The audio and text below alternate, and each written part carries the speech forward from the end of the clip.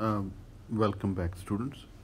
आज हम जो है ये अपने डिस्कशन को आगे चलाते हैं और जो चीज़ इम्पोर्टेंट जो आज हमने डिस्कस करनी है वो ये है कि प्लेन वेव स्टेट जो हमने डिस्कस की थी फ्री पार्टिकल के वेव फंक्शन एसेंशली अगर आप टाइम किसी let's say we talking about time t is equal to 0 तो ये पोजीशन को रिप्रेजेंट कर रहा है x और ये टाइम को रिप्रेजेंट कर रहा है तो किसी एक ख़ास टाइम पर जिसको कई दफ़ा हम साई ऑफ एक्स भी लिख लेते हैं।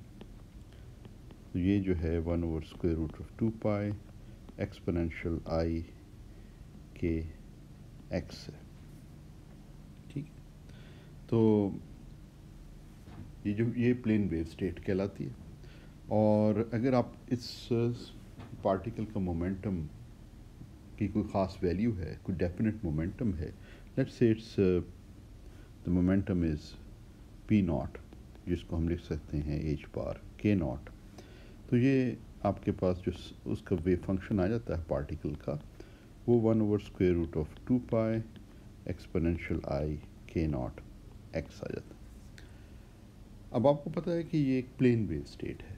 प्लेन वेव स्टेट का मतलब ये है कि एक स्टेट है जिस और ये जो वेव फंक्शन दिया हुआ है इसको लिखा जा सकता है in terms of sine and cosine waves. So essentially these are sinusoidal waves which extend to infinity, minus infinity to plus infinity extend करते हैं। तो अगर हम इसको प्लॉट करना चाहें तो ये essentially इस तरीके से एक्सटेंड करते हैं। अब ये जो वेव फंक्शन है साई ऑफ एक्स, इसको अगर आप एक पार्टिकल को डिस्क्राइब करने के लिए इस्तेमाल करते हैं तो इसमें एक ये चीज़ तो बहरहाल आ जाती है कि इस पार्टिकल को फाइंड करने की, अभी हम वन डायमेंशन में बात कर रहे हैं, समझ लें कि पार्टिकल सिर्फ एक एक्सिस के लॉन्ग हो सकता है और उसी की प्रोबेबिलिटी डेंसिटी या प्रोबेबिलिटी की हम बात करेंगे। तो आप ये देख रहे हैं कि ये जो प्रोबेबिलिटी एम्पलीट्यूड है जिसका एब्सोल्यूट स्क्वायर करके हम प्रोबेबिलिटी डेंसिटी निकाल सकते हैं, यानी कि प्रोबेबिलिटी डेंसिटी जो होगी वो sigh of x absolute square से हमें मिलेगी। तो इससे साफ नज़र आ रहा है कि प्रोबेबिलिटी डेंसिटी जो है वो इंडिपेंडेंट ऑफ एक्स है। इसका मतलब है कि पार्टिकल को, इस फ्री पार्टिकल को along the X axis find करने की प्रोबेबिलिटी सेम है एट ऑल पॉइंट्स। अब ये चीज़ बहरहाल हाइजेनबर्ग अनसर्टेनिटी प्रिंसिपल को तो सेटिस्फाई करती है, क्योंकि मोमेंटम जो है इसका डेफिनेट है, प्रिसाइज मोमेंटम है। मोमेंटम जो है वो कोई ख़ास वैल्यू हम ले लें के नॉट की, उसके कॉरस्पॉन्डिंग पी नॉट मोमेंटम है। लेकिन हाइजेनबर्ग अनसर्टेनिटी प्रिंसिपल हमें ये बताता है पोजीशन और मोमेंटम के दरमियान जो अनसर्टेनिटी प्रिंसिपल है कि अगर मोमेंटम डेफिनेट हो जाए तो पोजीशन जो है उसमें अनसर्टेनिटी जो है बहुत लार्ज हो जाती है। इनफैक्ट इस केस में इन्फिनिटली लार्ज हो जाती है। तो इस वक्त जब हम प्रोबेबिलिटी डेंसिटी कैलकुलेट करते हैं इस किस्म की प्लेन वेव स्टेट के लिए, तो यही हम फाइंड कर रहे हैं कि पार्टिकल को फाइंड करने की probability density independent of x है, तो अनसर्टेनिटी इन पोजीशन जो है वो भी इन्फिनिट है। हमें नहीं पता कि एक्स एक्सिस के long minus infinity to plus infinity में पार्टिकल कहाँ है, क्योंकि equal probability of finding the particles at all points along the X axis है, from going from minus infinity to plus infinity, तमाम पॉइंट्स पर बराबर probability है। तो इसलिए ये अनसर्टेनिटी जो है वो मैक्सिमम हो चुकी है। ये यहाँ तक तो बात सही है कि हाइजेनबर्ग अनसर्टेनिटी प्रिंसिपल भी सेटिस्फाई हो रहा है और जो वेव फंक्शन है फ्री पार्टिकल का प्लेन वेव स्टेट है। लेकिन ऑब्वियसली ये भी हमने पहले डिस्कस किया था कि प्लेन वेव स्टेट को नॉर्मलाइजेशन का कुछ इश्यूज़ हैं, उसके लिए कुछ तरीक़ेकार भी ढूंढा जाता है, बॉक्स नॉर्मलाइजेशन का और एंड सो फोर्थ। लेकिन एक और चीज़ जो काफ़ी हद तक यूज़फुल होती है वो ये है कि हम ये जानते हैं कि जब हम पार्टिकल्स की बात करें तो पार्टिकल्स की खसूसियत जो होती है कि वो लोकलाइज इन स्पेस होते हैं, यानी कि पार्टिकल को फाइंड करना, हम ये कहते हैं कि जी अभी पार्टिकल जो है क्लासिकल फिज़िक्स को आप अगर सोचें तो अभी हम ये कहते हैं कि पार्टिकल को हम डिफरेंट पोजीशंस पे हम हासिल कर सकते हैं या कह सकते हैं कि अभी पार्टिकल इस पोजीशन पे है, अब पार्टिकल इस पोजीशन पे है, what ever forces there acting on the particle, आपको इनिशियल पोजीशन और वेलोसिटी या मोमेंटम दिया हुआ हो, तो you can find the trajectory of the particle. मगर हर दफ़ा जब हम बात करते हैं तो हम कहते हैं कि पार्टिकल जो है वो लोकलाइज्ड है किसी ख़ास पोजीशन के ऊपर। यहाँ तक तो आपको क्लासिकल फिज़िक्स में है। अब आप क्वांटम फिज़िक्स को करना चाहते हैं और कहते हैं कि जी क्वांटम क्लासिकल फिज़िक्स जो है वो भी एक लिमिटिंग थ्योरी है, या समझ लें कि क्वांटम मैकेनिक्स से हम क्लासिकल फिज़िक्स हासिल कर सकते हैं, तो किसी हद तक हम चाहेंगे कि अगर हम पार्टिकल को भी डिस्क्राइब करना चाहते हैं क्वांटम मैकेनिक्स में भी, तो उसको हम एक लोकलाइज्ड पार्टिकल के तौर पे कंसिडर करें, और जो वेव फंक्शन है वो भी अगर उसको डिस्क्राइब कर रहा है तो should be localized in space, यानी कि कुछ रीजन होना चाहिए स्पेस में जहाँ probability of finding the particle is large, और दूसरे रीजन्स के अंदर स्मॉल होनी चाहिए, ताकि हम कम से कम बहरहाल किसी सर्टनिटी के साथ तो ये कह सकें कि पार्टिकल अभी यहाँ पे है, और वो वेव फंक्शन अगर टाइम डिपेंडेंट है तो हम बाकायदा ये कह सकें कि बात हम प्रोबेबिलिटी की टर्म्स में कर रहे हैं, हम ये नहीं कह रहे कि सर्टनली इधर है, लेकिन कम से कम लार्ज प्रोबेबिलिटी पार्टिकल को फाइंड करने की यहाँ है, तो हम काफ़ी हद तक ये कह सकते हैं कि पार्टिकल अभी यहाँ पे लोकलाइज है इस रीजन के अंदर, और फिर वो पार्टिकल वक्त के साथ साथ under the influence of the Hamiltonian of the system और श्रोडिंगर इक्वेशन को फॉलो करते हुए वो जो है पार्टिकल की प्रोबेबिलिटी डेंसिटी जो है वो शिफ्ट हो रही है। तो हम इस तरीके से सोच सकते हैं कि जैसे कि पार्टिकल जो है वो मूव कर रहा है from one region of space to another region of space. तो इस किस्म की चीज़ करने के लिए हमें, अगर हम सोचें तो हमें ये सोचना ही पड़ेगा कि कोई ऐसी स्टेट होनी चाहिए जिसमें मोमेंटम डेफिनेट ना हो, क्योंकि मोमेंटम डेफिनेट होगा तो अनसर्टेनिटी इन पोजीशन जो है वो इन्फिनिटली लार्ज हो जाएगी। तो इसलिए हमें कुछ कीमत अदा करनी है। हाइजेनबर्ग अनसर्टेनिटी प्रिंसिपल को तो हम वायलेट नहीं कर सकते, तो हमने अगर डेल्टा एक्स को स्मॉल करना है, जो हम करना चाह रहे हैं ताकि वो लोकलाइज इन स्पेस हो, तो हमें डेल्टा पी जो है उसको लार्ज करना पड़ेगा ताकि एक दूसरे को ये कंपनसेट कर सकें, ठीक है ना, ताकि हाइजेनबर्ग अनसर्टेनिटी प्रिंसिपल भी सेटिस्फाई हो जाए, और ये भी ना हो कि डेल्टा पी तो ज़ीरो हो और डेल्टा एक्स इन्फिनिट हो, बल्कि ऐसा हो कि डेल्टा पी की भी कोई फाइनाइट वैल्यू हो मोर देन ज़ीरो, और डेल्टा एक्स की भी इन्फिनिटी से कम वैल्यू होना शुरू हो जाए, और ये हम किसी तरीके से इस तरीके से कोई चीज़ इस किस्म का कोई वेव फंक्शन या स्टेट फंक्शन जो है पार्टिकल का कंस्ट्रक्ट कर सकें, तो उसको हम एसोशिएट कर सकते हैं एज अ लोकलाइज्ड पार्टिकल। और किसी हद तक जो हमारा अंडरस्टैंडिंग ऑफ पार्टिकल्स है फ्रॉम क्लासिकल फिज़िक्स, उसको हम क्वांटम मैकेनिक्स में भी उस इंट्यूशन को किसी हद तक इस्तेमाल कर सकते हैं। तो अब हमारी कोशिश होगी कि इस किस्म का एक वेव फंक्शन फ्री पार्टिकल के लिए कंस्ट्रक्ट करना, जिसको हम एसोशिएट कर सकते हैं to the state of a localized particle. तो बेसिक मकसद है कि क्वेश्चन है, can we construct wave function, ठीक है ना, स्टेट जो है पार्टिकल की वो तो वेव फंक्शन डिस्क्राइब करता है, can we construct a wave function of a free particle. बात अभी हम फ्री पार्टिकल ही की कर रहे हैं।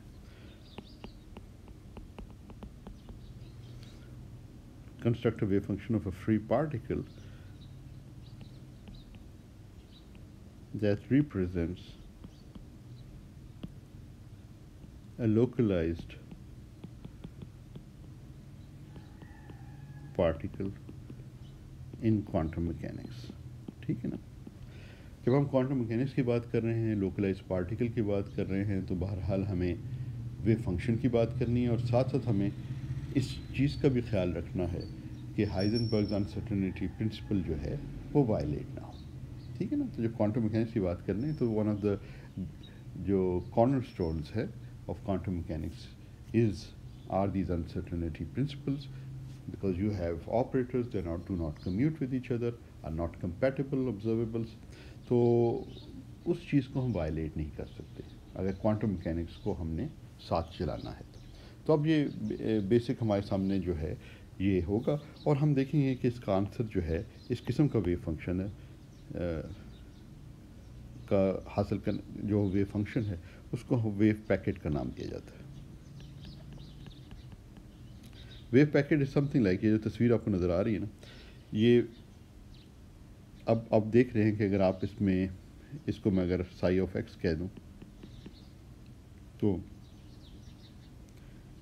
ये जो प्रोबेबिलिटी इस रीजन में जो है फाइंड करने की, बल्कि ज़्यादा बेहतर है, या ओके इसको कर सकते हैं, एक सेकंड इसको ज़रा ज़्यादा बेहतर मैं कर दूँ। तो अगर आप देखें तो ये जो रीजन है,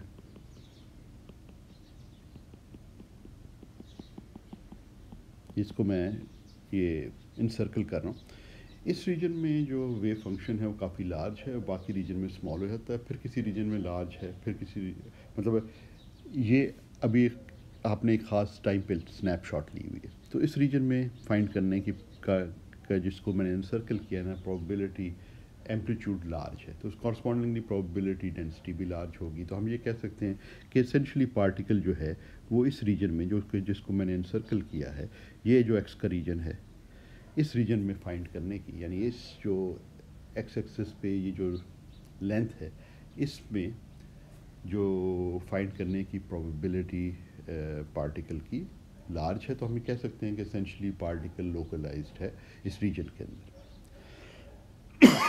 तो ये लोकलाइज पार्टिकल को रिप्रेजेंट ये स्टेट कर सकती है, ठीक है ना। तो इस किस्म का हमने वेव फंक्शन कंस्ट्रक्ट करना है as against this kind of a wave function, जो कि प्लेन वेव स्टेट है, जिसमें मोमेंटम तो डेफिनेट है मगर प्रोबेबिलिटी जो है वो इंडिपेंडेंट ऑफ एक्स है। तो यहाँ पे अब इंडिपेंडेंट ऑफ एक्स नहीं है, साफ नज़र आ रही है। तो बेसिकली हम अगर इस किस्म की कोई चीज़ कंस्ट्रक्ट कर लेते हैं, तो इस किस्म का इसको हम स्टेट फंक्शन को हम वेव पैकेट कहते हैं।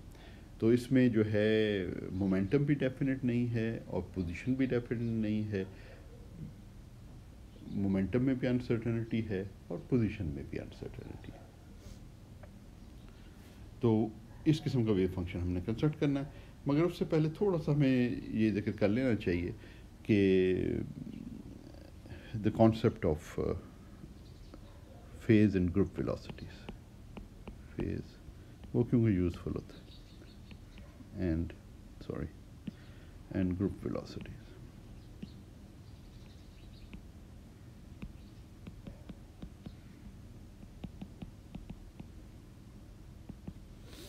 देखिए ना, ये जो वेव पैकेट है, हम आप ये फाइंड करेंगे कि ये वेव पैकेट जो है ये बहुत सारी, बाहर से कुछ नॉइज़ आ रही थी, मैंने खिड़की बंद कर। अच्छा, ये जो वेव पैकेट है ये बहुत सारी डिफरेंट वेव्स के लीनियर कॉम्बिनेशन से मिलके बन रहा है, waves of different wave lengths, different frequencies.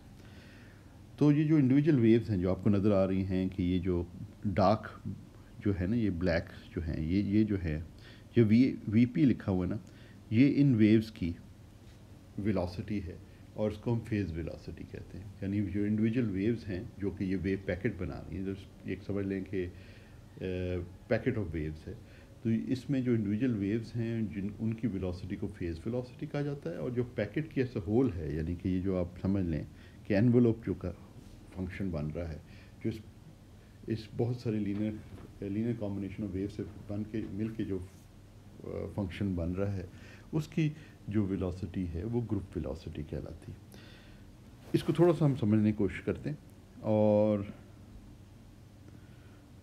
उसमें अगर हम ये देखें कि लेट्स कंसिडर, एक तो चीज़ ये आप समझ लेना कि ये जो आपके पास जब आप लीनियर कॉम्बिनेशन लेते हैं मुख्तलिफ वेव लेंथ्स की वेव्स का, तो कंस्ट्रक्टिव इंटरफेरेंस कुछ रीजन में हो रही है। आप ऐसे इसको वो कंस्ट्रक्ट करते हैं कि जिस रीजन में आप लोकलाइज करना चाहते हैं पार्टिकल को, जिस लेंथ के अंदर, for example in one dimension, वहाँ पे कंस्ट्रक्टिव इंटरफेरेंस हो, और जहाँ पे पार्टिकल लोकलाइज नहीं है, जहाँ आप चाहते हैं कि प्रोबेबिलिटी ज़ीरो हो जाए, वहाँ पे ये डिस्ट्रक्टिव इंटरफेरेंस हो। तो इस तरीके से जब हम कंस्ट्रक्ट करते हैं, तो आप जानते हैं फोरियर एनालिसिस में किसी भी जनरल वेव को साइनोसाइडल वेव्स की फॉर्म में ऑफ डिफरेंट वेव लेंथ्स आप एक्सप्रेस कर सकते हैं। तो इस तरीके से आप हमेशा कंस्ट्रक्ट कर सकते हैं wave packets from individual waves of different wave lengths such that they interfere constructively in a finite region of space and destructively in another region of space. तो इसका मतलब है कि ख़ास रीजन के अंदर तो कंस्ट्रक्टिव इंटरफेरेंस हो रही है, वहाँ पे जो है amplitude of the wave packet is large, the other region जो है वो डिस्ट्रक्टिव इंटरफेरेंस हो रही है, वो एम्पलीट्यूड स्मॉल है।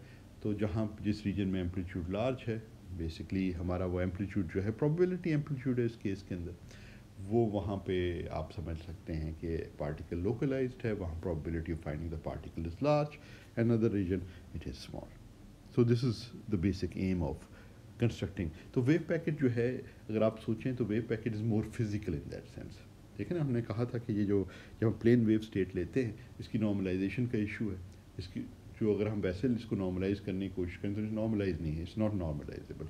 तो आपको कोई ना कोई तरीक़ेकार ढूंढने पड़ते हैं इसको नॉर्मलाइज करने का। तो उस लिहाज से ये इतना फिजिकल वेव फंक्शन नहीं है, क्योंकि नॉर्मलाइज नहीं।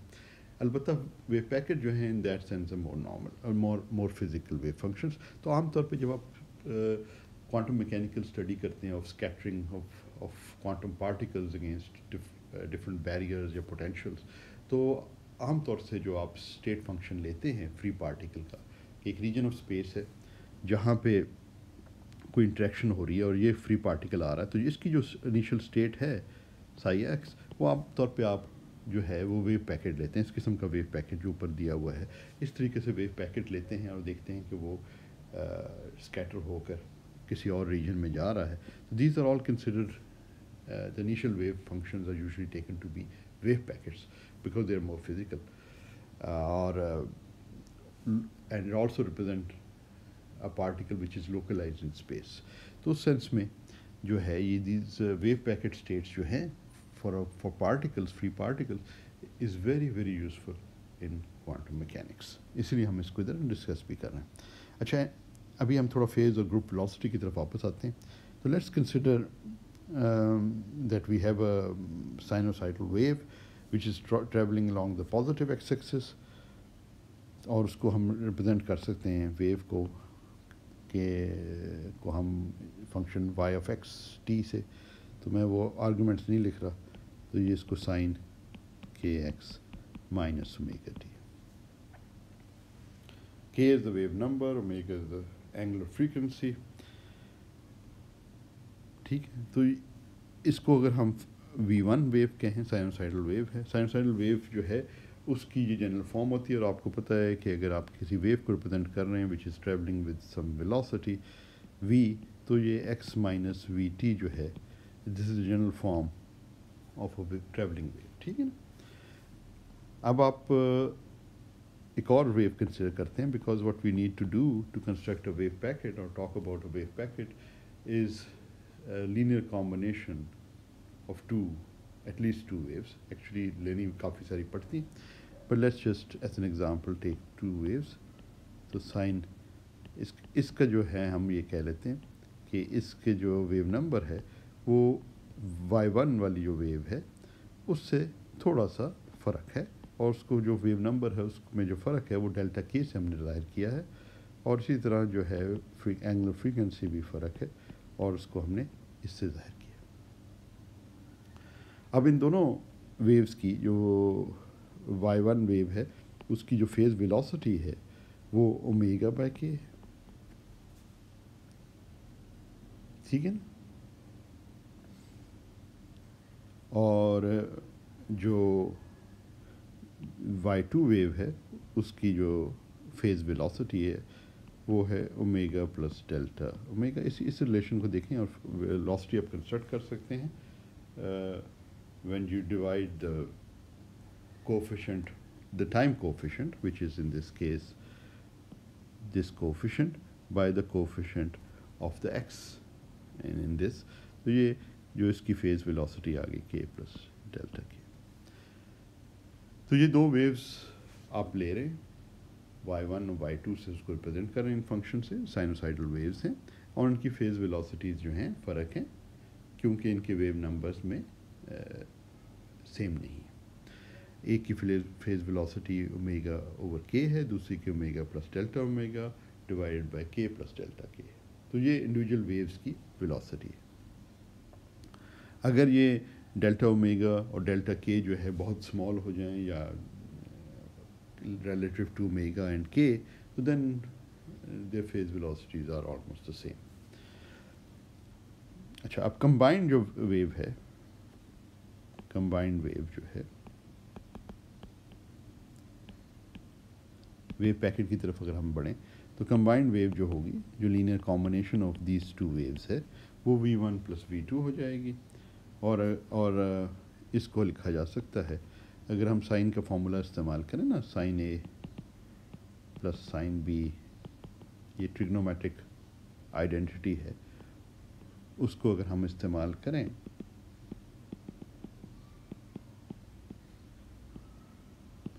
तो ये हम आसानी से शो कर सकते हैं कि इसको हम इन दोनों वेव्स को, जो जिनकी फंक्शनल फॉर्म्स ऊपर दी हुई हैं साइन फंक्शंस की फॉर्म में, इज़ गिवन बाय के प्लस, ये आप खुद से ट्राई कर सकते हैं, कोई इसमें मुश्किल चीज़ नहीं।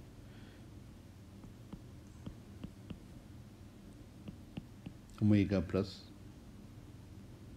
delta omega over 2t cos of delta k over 2x minus delta omega over 2t।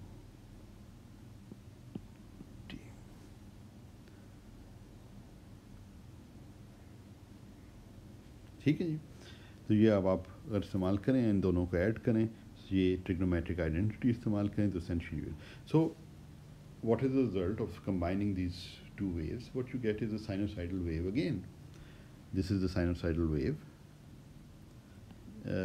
को represent कर रही है, but you have this extra factor here, जो कि basically जो resultant wave है, combined wave जो है, उसके amplitude को modulate कर रहा है, ये cos function। तो ये इसी तरह है कि जैसे कि आपने waves को जब आपने कंबाइन किया तो एसेंशियल फॉर्म जो है वो साइनोसाइडल ही रह रही है, बट विद एन एम्पलीट्यूड, जो एनवेलप जो है इस वेव का, वो एक कोसाइन फंक्शन है। इसको कई दफ़ा हम एनवेलप भी कहते हैं। अब क्वेश्चन ये है कि ये जो एनवेलप है, तो इसको अगर हम ज़्यादा बेहतर है कि अगर इसको मैं इस तरह लिख दूँ, 2a, इसको मैं अगर इस तरीके से लिख दूँ,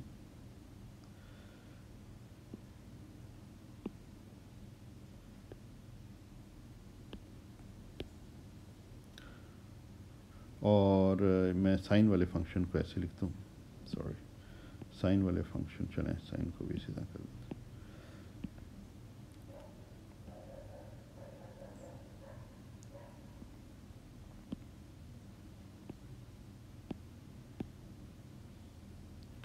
तो अब ये ज़्यादा बेहतर ज़ाहिर हो रहा है,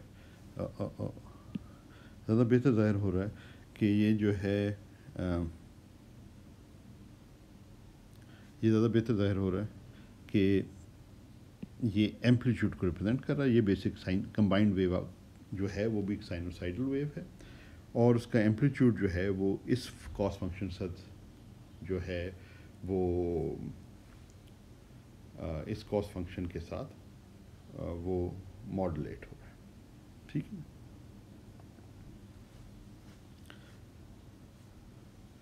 ठीक। और इस केस के अंदर अगर हम ये एनवेलप फंक्शन को अगर हम देखें तो हम ये देख सकते हैं कि जो एनवेलप फंक्शन है उसकी वेलोसिटी क्या है। तो वो वेलोसिटी फिर दोबारा वही होगी, क्योंकि ये जो एनवेलप फंक्शन है, जो फंक्शन जो कि मॉडुलेट कर रहा है amplitude of the sine wave को, उसकी वेलोसिटी भी हमें उसी तरह मिलेगी by dividing the coefficient of the time factor, time के कोफिशिएंट को अगर हम स्पेस के कोफिशिएंट से डिवाइड करें तो इसका मतलब उसको हम ग्रुप वेलोसिटी कहते हैं, and that is delta omega over 2 है तो 2 से कैंसिल हो जाएंगे, डेल्टा के। ठीक है, this is what is called the group velocity Vg।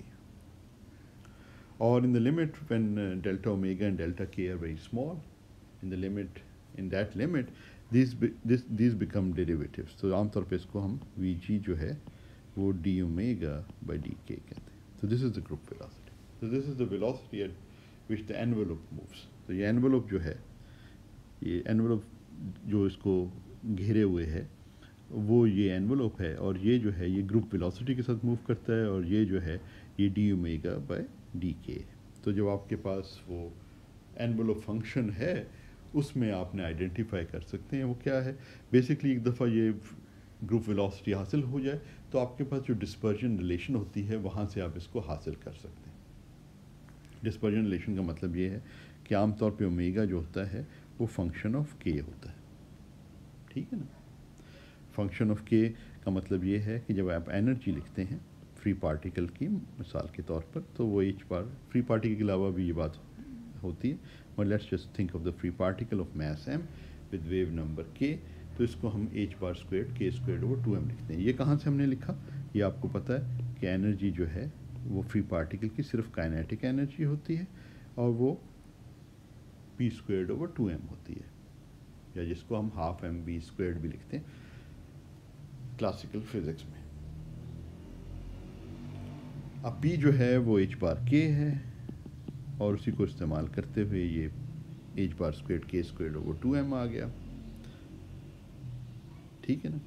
अब आप इस रिलेशन को अगर आप देखें तो इसको हम आइंस्टाइन रिलेशन से h बार ओमेगा h बार स्क्वेयर के स्क्वेयर ओवर 2m भी लिख सकते हैं, और एक पावर से कैंसिल करें तो ओमेगा जो है वो फ्री पार्टिकल के लिए फंक्शन ऑफ k है, और जिस h बार के square over twice of m, ठीक। तो अगर आपको ये ओमेगा दिया हुआ हो तो आप ग्रुप वेलोसिटी मालूम कर सकते हैं कि ग्रुप वेलोसिटी क्या है।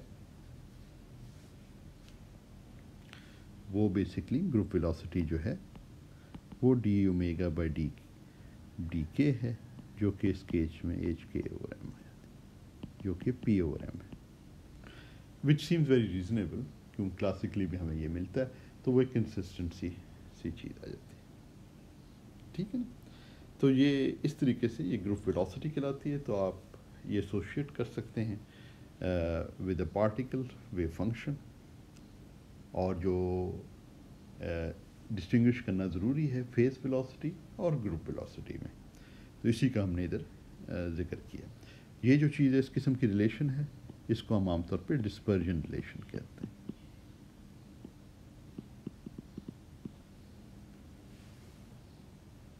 ये नाम एसेंशली ऑप्टिक्स से आया है, और इसका हम बाद में भी फिर जिक्र करेंगे।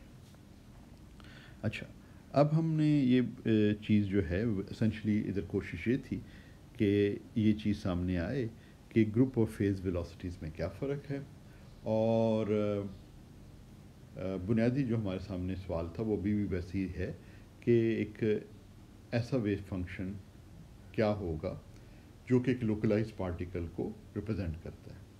तो हमने कहा था कि उसका नाम तो हमने दे दिया था कि वो वेव पैकेट है, और इस किस्म की कुछ उसकी जो इधर तस्वीर दी हुई है इस किस्म की कुछ उसकी शक्ल होनी चाहिए, जिसमें प्रोबेबिलिटी एम्पलीट्यूड या वेव फंक्शन लार्ज हो किसी रीजन के अंदर, और बाकी रीजन में वो डिके करके ज़ीरो को अप्रोच करना शुरू हो जाए या बहुत स्मॉल हो जाए। अब ये इस किस्म का जो वेव फंक्शन है इसको नाम वेव पैकेट का दिया जाता है। तो अब हम थोड़ा सा उसकी तरफ आते हैं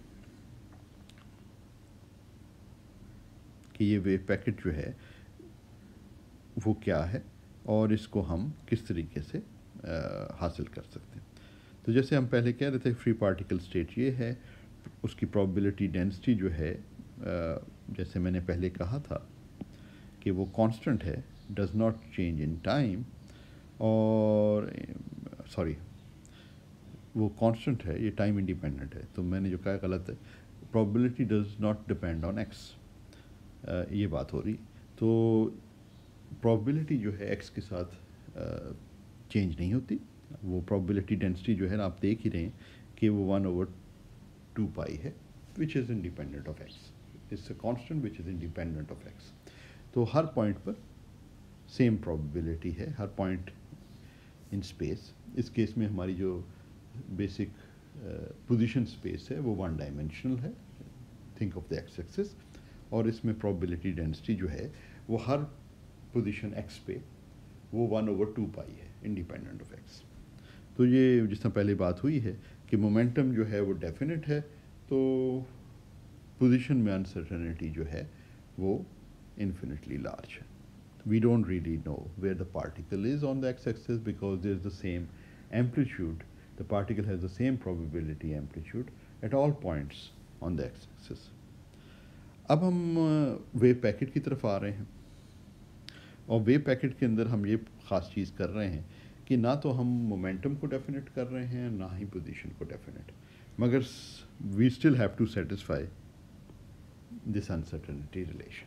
इसको तो हम नज़रअंदाज नहीं कर सकते। इसके साथ रहते हुए हमने वेव फंक्शन कंस्ट्रक्ट करना है, एक ऐसा वेव फंक्शन जो कि एक लोकलाइज पार्टिकल को डिस्क्राइब कर रहा है मगर हाइजेनबर्ग अनसर्टेनिटी प्रिंसिपल को वायलेट नहीं करता। ठीक है ना, उसके इस रूल के में रहते हुए हमें वेव पैकेट कंस्ट्रक्ट करने की आज़ादी है इस कंस्ट्रेंट के अंदर। अब इस किस्म का जो वेव फंक्शन है, जैसे मैंने कहा, जिसमें ना पोजीशन डेफिनेट है ना मोमेंटम डेफिनेट है, इस किस्म के तमाम वेव फंक्शंस, कोई एक वेव फंक्शन नहीं है। अब आप किस मुख्तलिफ किस्म के वेव फंक्शन कंस्ट्रक्ट कर सकते हैं, मगर खसूसियत उसकी ये है कि ना उसमें पोजीशन डेफिनेट है, दोनों तो हो नहीं सकती, ना पोजीशन और मोमेंटम दोनों एक वक्त में डेफिनेट हो नहीं सकता। हाइजेनबर्ग अनसर्टेनिटी प्रिंसिपल इस चीज़ को अलाउ नहीं करती, क्वांटम मैकेनिक्स इस चीज़ को अलाउ नहीं करती। मगर वेव पैकेट की खसूसियत ये है कि हमने कोई ऐसी स्टेट कंस्ट्रक्ट नहीं कर रहे जिसमें या तो पोजीशन डेफिनेट हो या मोमेंटम डेफिनेट हो, बल्कि हमने दोनों की अनसर्टेनिटीज़ को बहरहाल रखा हुआ है, यानी कि पोजीशन भी अनसर्टन है और मोमेंटम भी अनसर्टन है। अब फ्लेक्सिबिलिटी आपकी ये है कि बहुत सारे ऐसे वेव फंक्शंस हो सकते हैं जिनमें अनसर्टेनिटीज़ फ़र्क हो। रहना जो है ना आपने इसी बाउंड के अंदर है कि अनसर्टेनिटीज़ जो है ना h bar product of the uncertainties have to be greater than h/2। तो इसका मतलब ये है कि मगर आप ग्रेटर देन h/2 तो आपके पास इन्फिनिटली मैनी चॉइसेस हैं, है ना। तो वो इसलिए आप इन्फिनिटली मैनी वेव फंक्शंस किस्म में कंस्ट्रक्ट कर सकते हैं। तो ये सारी क्लास ऑफ वेव फंक्शंस जो है ना, इनको हम वेव पैकेट्स कहते हैं। तो अभी जब हम डेफिनेट मोमेंटम वाले स्टेट कहें तो हम कह देते हैं कि जी ये ठीक है, जिससे डेल्टा फंक्शन के minus, this is definite momentum state है। हम ऐसे नहीं कंस्ट्रक्ट कर रहे अभी, क्योंकि ये स्टेट अगर आप डेल्टा के माइनस के नॉट डालें इस रिलेशन के अंदर और साई ऑफ एक्स कैलकुलेट करें तो साफ नज़र आ रहा है, अगर आपको डिराक डेल्टा फंक्शन की प्रॉपर्टीज़ पता हैं और उसकी सबसे इम्पॉर्टेंट प्रॉपर्टी जो आप इस्तेमाल कर सकते हैं मिसाल के तौर पर dx अगर मैं लिखूं और इधर लिखूं कोई फंक्शन है x का और डेल्टा फंक्शन के साथ उसको इंटीग्रेट किया जा रहा है, तो ये फंक्शन ऑफ x0 बन जाता है। यानी कि डेल्टा फंक्शन की प्रेजेंस की वजह से फंक्शन जो है वो अपना वो पॉइंट पिक कर लेता है, अपनी वैल्यू एट पॉइंट x0 जो कि ये डेल्टा फंक्शन में आ रहा है। तो साफ ज़ाहिर है जब आप इसको इधर पुट करेंगे तो आपके पास ये वेव फंक्शन आपके पास आ जाएगा, क्योंकि यहाँ इसको आप समझ लें एफ ऑफ एक्स है जो हमारे इसमें था एफ ऑफ एक्स।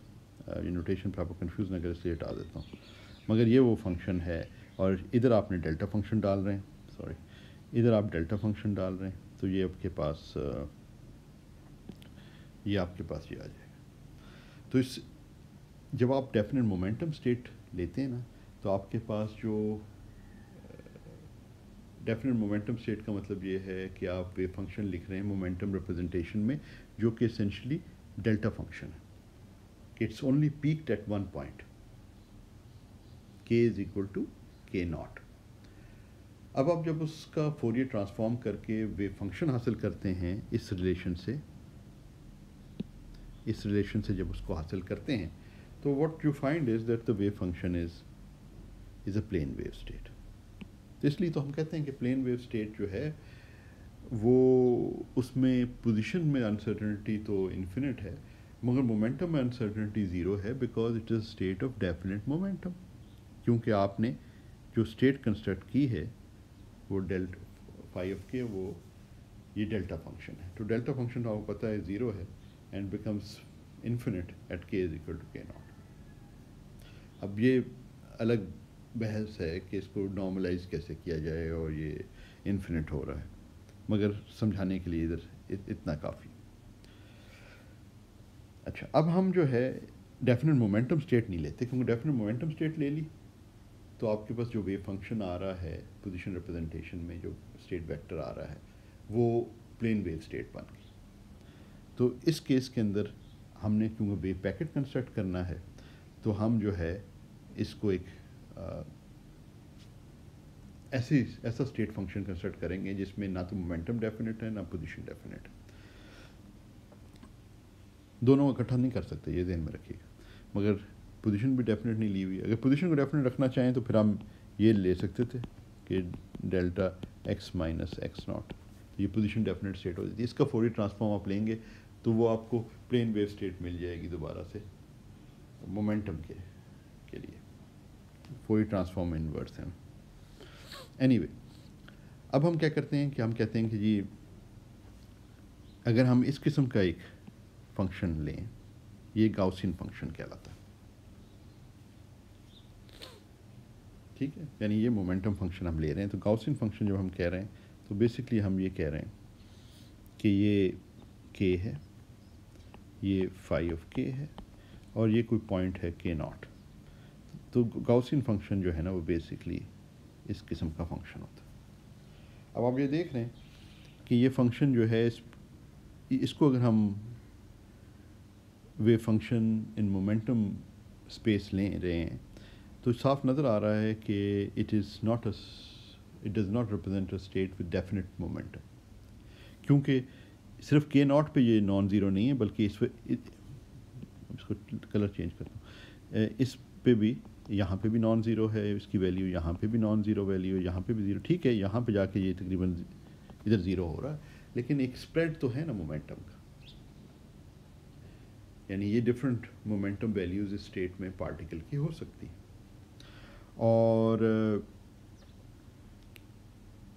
अलबत्ता अगर ये एस अगेंस्ट दिस, अगर मैं इसको जो ड्रॉ करता definite momentum state phi of k, तो ये होता, ये k नॉट पे डेल्टा फंक्शन होता।